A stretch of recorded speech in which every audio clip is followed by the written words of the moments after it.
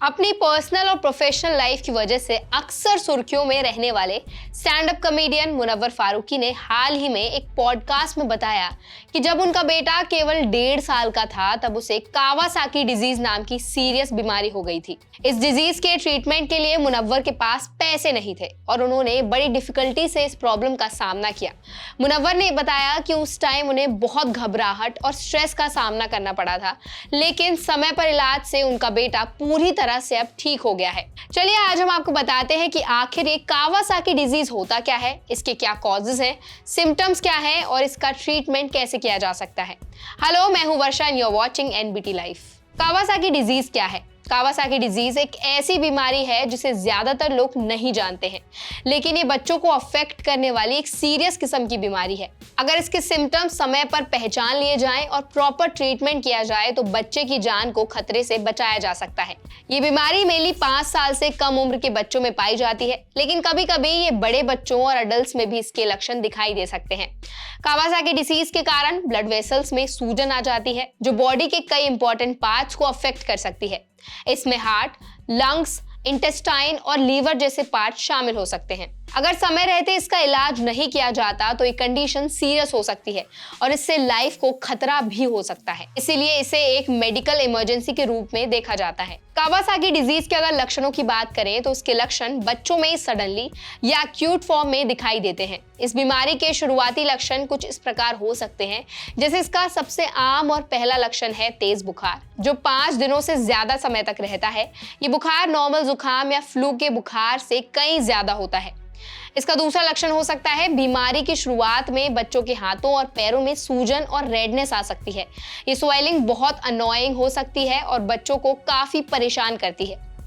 बच्चों की स्किन पर लाल रंग के रैशेस भी दिखाई दे सकते हैं जो बॉडी के अलग अलग पार्ट्स में फैल सकते हैं। कई बार इस बीमारी के कारण बच्चों को डायरिया या वॉमिटिंग की प्रॉब्लम भी हो सकती है जो उनकी हालत और खराब कर सकती है। कावासाकी डिजीज की वजह से बॉडी के लिम्फ नोड्स में भी सूजन हो सकती है। ये सूजन गर्दन और शरीर के अन्य हिस्सों में महसूस हो सकती है। अगर बच्चों की आंखों में सूजन और रैशेस हैं तो ये एक क्लियर सिग्नल हो सकता है कि बच्चा कावासाकी डिजीज से अफेक्टेड है। गले की सूजन और गले में दर्द भी इस बीमारी का हिस्सा हो सकता है। इससे बच्चे को खाने और पीने में परेशानी हो सकती है। इस बीमारी में जीभ का रंग लाल हो सकता है और वह सूज भी सकती है, जिसे स्ट्रॉबेरी टंग कहा जाता है। ये भी एक महत्वपूर्ण लक्षण है।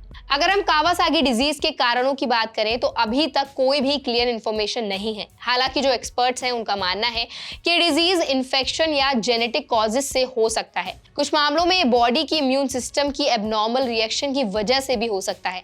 हालांकि किसी भी तरह से कंटेजियस नहीं है, यानी एक व्यक्ति से ये दूसरे व्यक्ति में नहीं फैलता। कावासाकी डिजीज के कारणों पर अभी और रिसर्च जारी है ताकि इस बीमारी के बारे में और भी जानकारी मिल सके।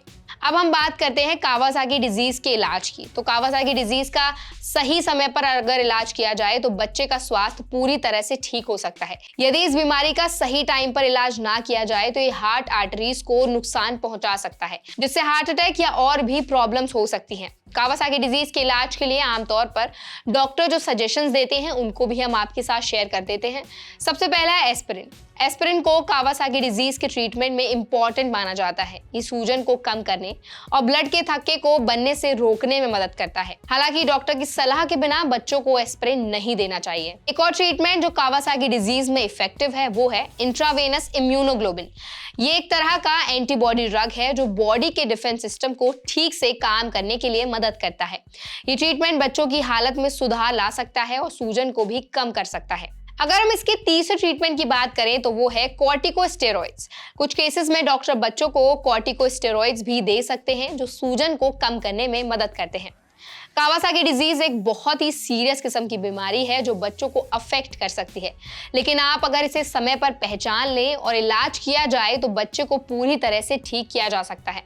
मुनव्वर फारूकी के बेटे की कहानी से हमें यही सीखने को मिलता है कि इस बीमारी से घबराने की बजाय सही समय पर इलाज और सही सलाह लेकर किसी भी मुश्किल सिचुएशन का सामना किया जा सकता है।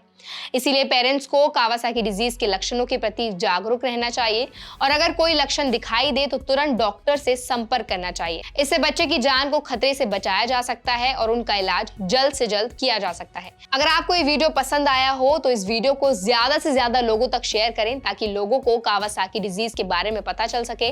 और ऐसी और भी वीडियोस देखने के लिए देखते रहिए एनबीटी लाइव।